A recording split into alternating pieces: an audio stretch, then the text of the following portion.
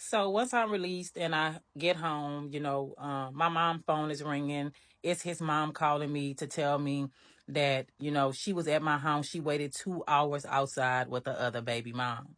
So y'all, the other baby mom I hadn't talked about. Like at this time, we didn't know if she was a baby mom, but he had been messing with this little midget. And so she had a little daughter and she hadn't really said anything. But when I told y'all that the stripper contacted me and told me, some girl was saying that, it turns out to be true later on. His mom does a DNA test with this baby and it comes back to be genetically related. So she's at my house with this lady and I'm not home. And so I'm telling her, like, how you just gonna come to my house with this lady? You don't even know this lady and you brought this lady to my house? And she was like, well, the lady gave me a ride to court and this and that. And she said, okay, I'ma leave. Well, call me later and this and that or whatever. So I wouldn't call her back until like the next night when I really had a chance to talk to her and map some things out with her. But I get to my house. Everything's normal on the inside, except there's broken glass from the French doors at the back where somebody tried to break in and couldn't get the locks open because of the fact that they're dead about it. Okay, so I go to my master bedroom. The mattresses are flipped over. All the drawers are pulled out. Things are everywhere. Stuff is dangling. You go into his closet. Numerous amounts of clothing is missing. Stuff is ramshacked. Like, it's a lot of good stuff in his closet because he has about $1 million worth of clothes in his closet. And inside this closet, they skipped over the Versace, the Gucci, the Louis Vuitton, and one for Balenciaga and all Chanel and Armani and stuff like that. And so I go to my closet, same thing. Stuff dangling everywhere, hangers all over the place, clothes missing. And so I go to my neighbor house. Since my neighbor said the person in the gray car, I'll go talk to my neighbor about this. Because I know who got a gray car. So my neighbor is basically telling me, the guy with the gray car is at your house often is the person that was backed in over here 2-3 days in a row. I seen a car here one night. He was here. So this person is just coming and going out of my house, y'all. And let me tell you how he's coming and going. So he had been around us long enough and had been to our house holding up a camera long enough that my husband had told him he was going to pay him to fix a latch on my kids' upstairs bedroom window. And so they had not gotten to it because it wasn't anything that they were trying to prioritize at that time. Well, this person used the trash can to climb on top of, raise that window, and pull themselves up into my place. So I'm guessing in this little informant's mind, he thought that he had talked a good talk. The talk was so good that there was no way that I was going to be returning home. But little less did he know, I was returning home. And when I got home, first order of business was him. And so I end up talking to my neighbor. My neighbor verified to me that it was him. My auntie pops up and she's telling me she showed up over there one day just to pass around the house to see if I had got out or something. And guess who she see? Him at my house with his car backed into my garage. And so she walks up. He doesn't see her coming. She turns the latch and goes in the gate. And he's coming out the house with a garbage sack, y'all, again.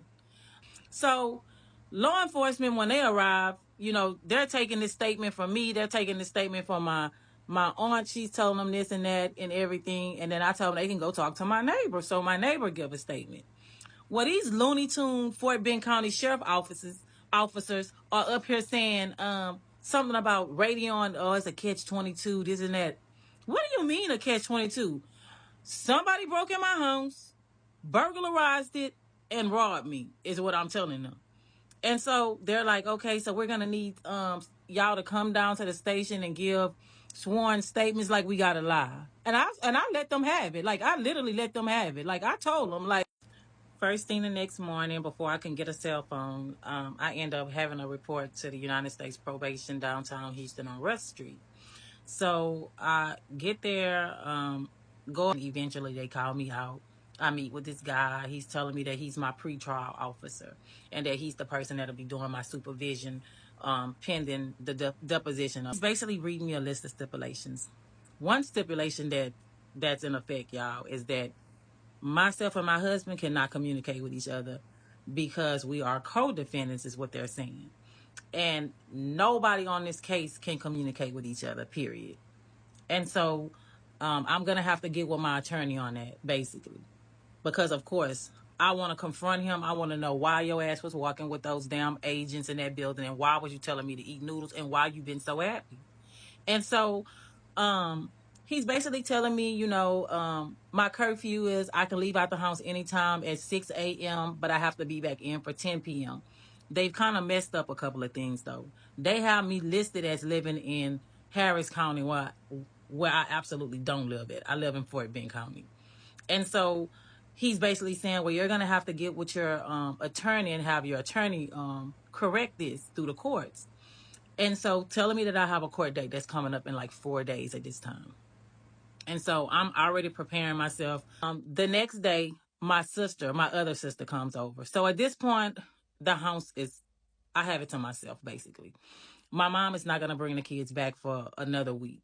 And so I'm inviting all my sisters over. I'm like, y'all come over here. Let's just have a good time. And everybody's coming over. And I'm like the perfect host, and they're trying to help me not think about all the stuff that could be happening or that's going to happen. And so we're just having a good time. So my sister decides that she wants to pay this little informant a call. And so she does. She calls him on the phone. He answers normal.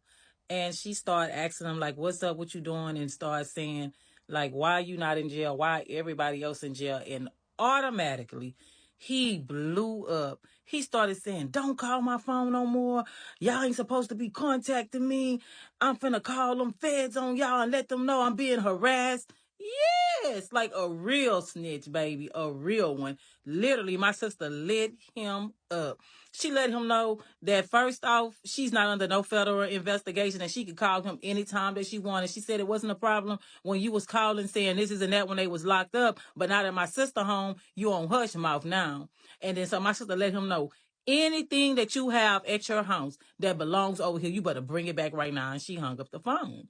Well, of course, people started calling me at this time. They're basically saying, he's out in Port Arthur, Houston, Beaumont, trunk popped open, selling brand new, like new, clothes and shoes out the trunk of his car. So